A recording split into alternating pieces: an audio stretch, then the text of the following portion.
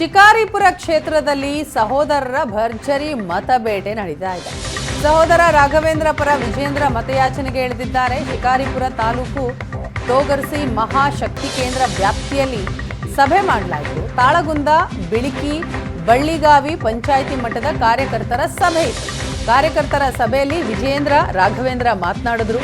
ರಾಘವೇಂದ್ರ 2 ಲಕ್ಷ ಮತಗಳ ಅಂತರದಿಂದ ಗೆಲ್ತಾರೆ ಅಂತ ವಿಶ್ವಾಸ ವ್ಯಕ್ತಪಡಿಸ್ತಾರೆ ವಿಜೇಂದ್ರ. ರಾಜ್ಯದಲ್ಲಿ ಕಾಂಗ್ರೆಸ್ ಸರ್ಕಾರ ಎಲ್ಲ ರಂಗಗಳಲ್ಲೂ ಕೂಡ ವಿಫಲ ಆಗಿದೆ. ಯಾವುದೇ ಅಭಿವೃದ್ಧಿ ಕಾಮಗಾರಿಗಳು ನಡೀತಾ ಇಲ್ಲ. ಸರ್ಕಾರ ಬರಗಾಲದಲ್ಲಿ ರೈತರ ಸಂಕಷ್ಟಗಳಿಗೆ ಸ್ಪಂದಿಸ್ತಾ ಇಲ್ಲ ಅಂತ ಕಿಡಿಕಾರರು. ಸನ್ಮಾನಿಸಿದ ವಿಜೇಂದ್ರ ಅವರಿಗೆ, ನಿಮ್ಮೆಲ್ಲರ ಪ್ರೀತಿಯ ಶಾಸಕರಾದ ವಿಜೇಂದ್ರ ಅವರಿಗೆ ನಮ್ಮ ಬಿಳಿಕಿ, ನಮ್ಮ ಬಳ್ಳಿಗಾವಿ, ನಮ್ಮ ನರಸಾಪುರ, ಹರಗಿ, ತೊಗರ್ಸಿ, ಚಿಕ್ಕಮಾಗಡಿ, ಅಗ್ರಾಮುಚುಡಿ ಈ ಎಲ್ಲ ಗ್ರಾಮ ಪಂಚಾಯತಿಯ ಒಳಪಟ್ಟಂತ ಗ್ರಾಮಗಳಿಂದ ಸನ್ಮಾನಿಸಿದ ವಿಜೇಂದ್ರ ಅವರಿಗೆ, ನಿಮ್ಮೆಲ್ಲರ ಪ್ರೀತಿಯ ಶಾಸಕರಾದ ವಿಜೇಂದ್ರ ಅವರಿಗೆ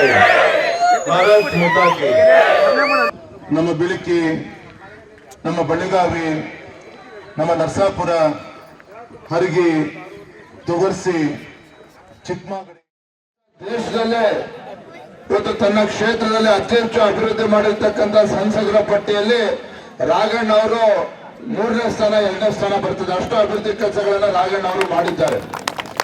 ಇವತ್ತು ಲೋಕಸಭಾ ಚುನಾವಣೆ ಘೋಷಣೆ ಆಗಿದೆ. ಜೂನ್ 7ನೇ ತಾರೀಕು ಮತದಾನ. ಇವತ್ತು ನಮ್ಮ ಅಭ್ಯರ್ಥಿಗಳಾಗಿ ಮತ್ತೊಮ್ಮೆ ರಾಘಣ್ಣ ಹ್ಯಾಟ್ರಿಕ್ ಸಾಧನೆಯನ್ನ ಮಾಡಿರ್ತಕ್ಕಂಥ ರಾಘಣ್ಣ 4ನೇವರೆಗೆ ಇವತ್ತು ಚುನಾವಣಾ ಅಖಾಡದಲ್ಲಿ ನಿಂತಿದ್ದಾರೆ.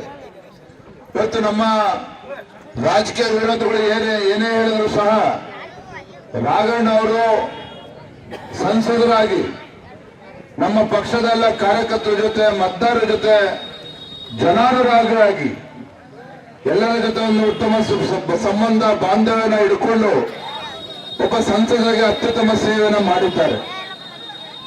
ಇಡೀ ರಾಜ್ಯದಲ್ಲಿ ಯಾವ ರೀತಿ ವಾತಾವರಣ ನಿರ್ಮಾಣ ಆಗಿದೆ ಅಂತ ಹೇಳಿದ್ರೆ, ಅಧಿಕಾರದ ಅಮಲಿನಲ್ಲಿ ತೇಲ್ತಾ ಇದ್ದಂತ ಕಾಂಗ್ರೆಸ್ ಪಕ್ಷ ಇವತ್ತವರಿಗೆ ಜ್ಞಾನೋದಯ ಆಗಿದೆ.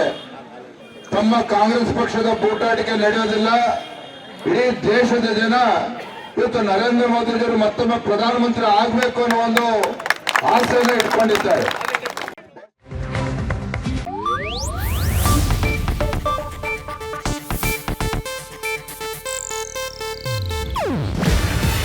ಇದು ಏಷ್ಯಾನೆಟ್ ನ್ಯೂಸ್ ನೆಟ್ವರ್ಕ್ ಪ್ರಸ್ತುತಿ. ನೀವು ನೋಡ್ತಿದ್ದೀರಾ ಏಷ್ಯಾನೆಟ್ ಸುವರ್ಣ ನ್ಯೂಸ್.